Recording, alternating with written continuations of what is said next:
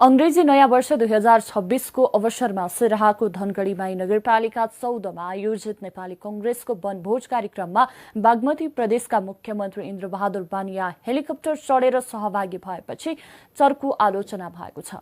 तराईमा शीतलहरले जनजीवन कष्टकर बनिरहेका बेला हेलिकप्टरबाट धुलो उडाउँदै वनभोजमा पुगेका मुख्यमन्त्रीको यो कदमले सुशासन र मितव्ययिताको उपहास गरेको छ।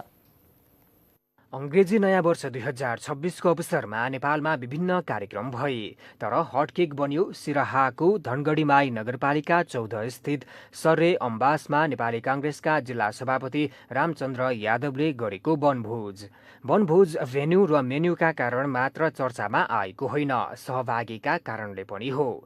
र सहभागी पनि चान्चुने कहाँ हो र बागमती प्रदेशका मुख्यमन्त्री इन्द्रबहादुर बानिया। कांग्रेस बागमती प्रदेशका सभापतिका नाताले वनभोजमा सहभागी हुनु अस्वाभाविक होइन, तर बानिया हेलिकप्टर चढेर वनभोजमा गएकाले चर्चा भएको हो। हेर्नुहोस् मुख्यमन्त्री बानियालाई। उहाँलाई स्वागत गर्नेहरूको धुइरो छ, नेपाली कांग्रेसको तछाड मछाड छ र हेर्नुहोस् यहाँ थामिन सक्नु भिड छ र इन्द्र बानियालाई स्वागत गर्नका लागि। शीतलहरबाट तराईमा जनजीवन अहिले कष्टकर बनिरहेको छ, तर मुख्यमन्त्री वनभोज खान हेलिकप्टरमा गएर धुलो उडाए। यसलाई छोप्न मुख्यमन्त्रीको सचिवालयले निकै मेहनत गरेर रफ्फु भरेको छ। सडक मार्ग हुँदै सिराहा जान सम्भव नभएकाले बाध्यात्मक परिस्थितिका कारण हेलिकप्टर चढ्नु परेको मुख्यमन्त्रीको सचिवालयको तर्क छ।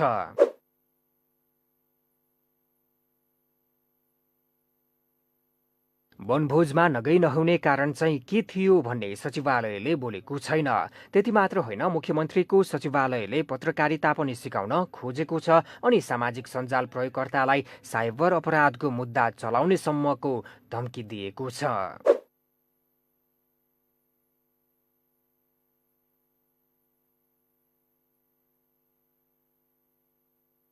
वनभोजका लागि मुख्यमन्त्रीले हेलिकप्टरको उडान भरेपछि अहिले चर्को आलोचना भइरहेको छ।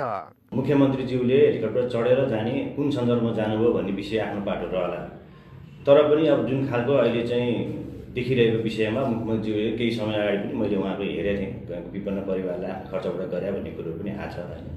त्यो चाहिँ एउटा पक्ष राम्रो कुरो हो, तर यद्यपि अब एउटा सार्वजनिक पद धारण गर्ने व्यक्तिले यो खालको गर्दाखेरि चाहिँ कता कता समाजमा चाहिँ अलिकति यो खालको चाहिँ गतिविधि गर्दाखेरि सार्वजनिक पद धारण गर्ने मान्छे नगर्दै हुन्थ्यो भन्ने खालको मनसाय चाहिँ आम जनतामा रहेको देखिन्छ। यसको दुईटा उद्देश्य थियो, एउटा चाहिँ वनभोज नै खाने, एउटा पहिलो उद्देश्य वनभोज खाने, दोस्रो उद्देश्य चाहिँ रामचन्द्र यादव यहाँका सिराहाका सभापति जो चुनाव लड्ने घोषणा गरेका छन्, उनसँग यहाँका कार्यकर्ताहरूको मनोमालिन्य छ, रिसिभी छ, कतिपयसँग दुईवटा गुटहरू छ, एकले अर्कालाई सहयोग नगर्ने असहयोग गर्ने वातावरण छ।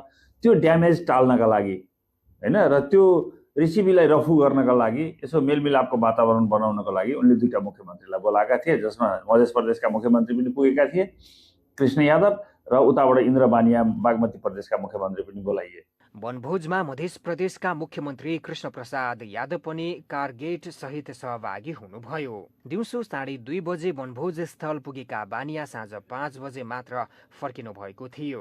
दुई प्रदेशका मुख्यमन्त्री सहभागी हुने भएपछि जिल्लाका सुरक्षाकर्मी दिनभर व्यस्त भए।